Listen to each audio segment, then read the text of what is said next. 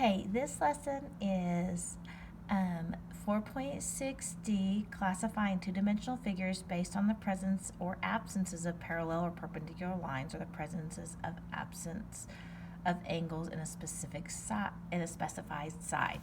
So basically in this lesson we're going to be talking about quadrilaterals, and we're going to be looking at their side lengths and their angles possibly inside of them. Here are the notes, and these notes are filled out. Like I said in the past, I usually give you notes and possibly in the classroom that aren't filled out on this side, and we fill them out together. But quadrilaterals are a polygon. A polygon is a closed plane figure where all sides are, it's closed with two or more lines. So, and polygons are named by the number of sides that they have. So a triangle is named by tri means 3. These are quadrilaterals, and so quad means 4. So we're talking about 4-sided figures today where they are closed. They're in a closed plane figure. That means there's no gaps in any of these shapes. And we're going to be talking about the main ones. Of course, there are irregular quadrilaterals. That means that they don't really form a shape that we call or have a specific name for. But these are the 5 that are the most common and you need to know. Okay, the first one is a trapezoid, and the trapezoid is completely different than all of the other ones. A trapezoid has only one set of parallel sides. So I wanted to show you on this one. Oops. This side and this side will never, ever, ever cross. They'll never touch. Now, if I was to extend the lines on the other side, like this, they would eventually curve in, and if I kept on going, they would touch. So it has one pair of parallel sides, and trapezoids can look different. Another trapezoid that looks a little bit different, and I'm going to try to make it here. I'm not known for my drawing, but this is actually a trapezoid where this side and this side are parallel, but this one, even though it's straight, this is eventually going to come down and meet it.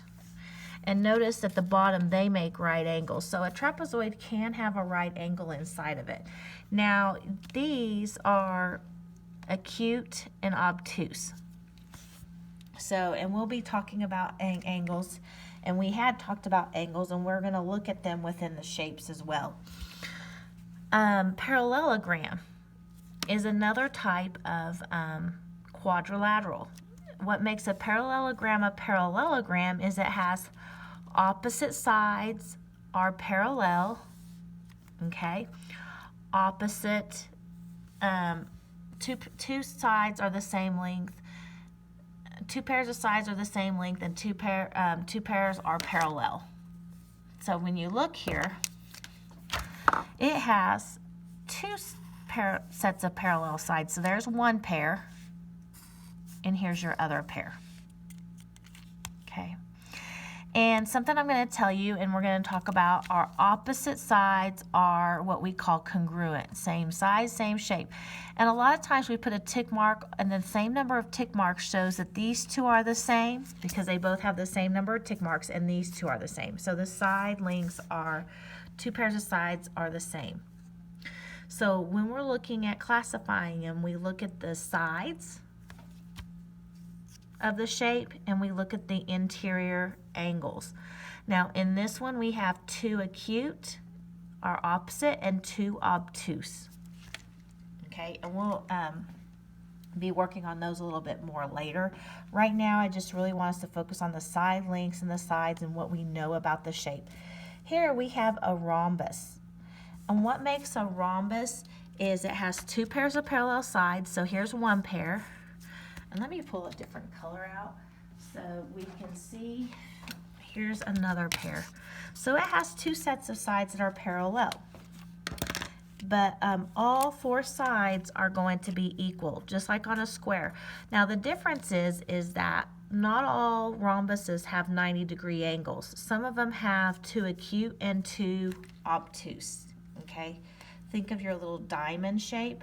that's more acute and obtuse, okay? But they can have 90-degree angles, just like the square, and we're going to talk about these and really get into classifying them. But just knowing these in general is very important. A rectangle has two pairs of parallel sides. So there's one pair, and here's two pairs, okay? Opposite sides are equal. So what does that sound like to you? It sounds a lot like to me like a parallelogram, and I'm going to go through here and tell you some things about this when we're done. We're just looking at their attributes. Also, these form 90-degree angles, okay? And the last one is a square. Okay, a square has two pairs of parallel sides.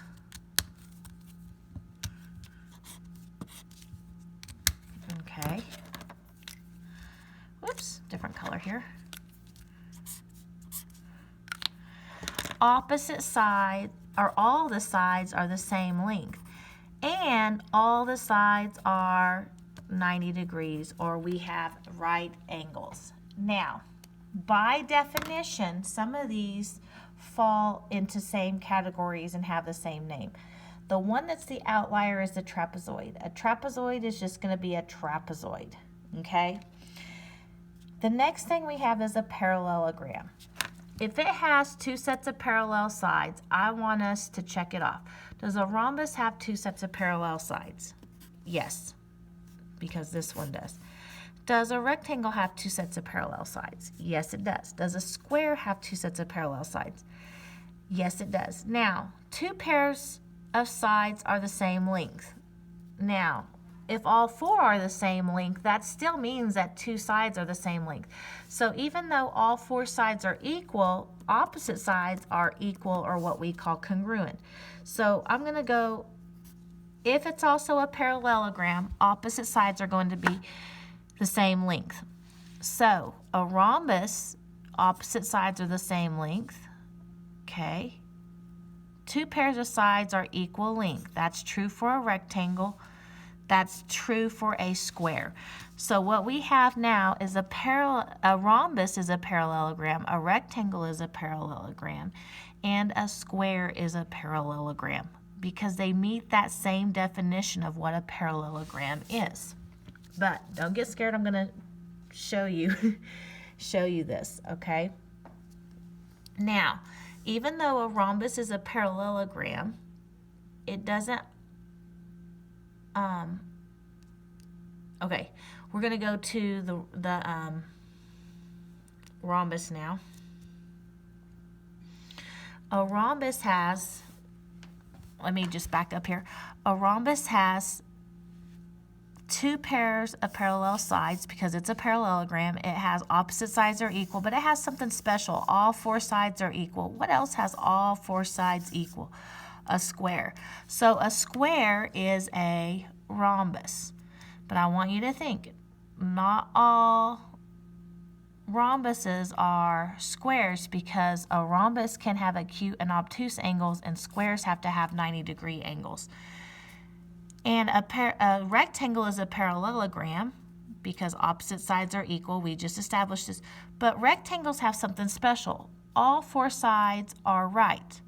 Now, that just means that not all parallelograms are rectangles. Some of them are rectangles, some of them look like this. It's kind of that, like I've taken that rectangle and smushed it. Okay? So I have something that's going to help us remember this. And it's the way we call a flow chart. And this is going to help you remember what is what, and by the way that we look at it and the way that we read it. If I know these are quadrilaterals, okay, all of these shapes are quadrilaterals. The one that's the outlier here is the trapezoid. It hangs off by itself. It only has one set of parallel lines.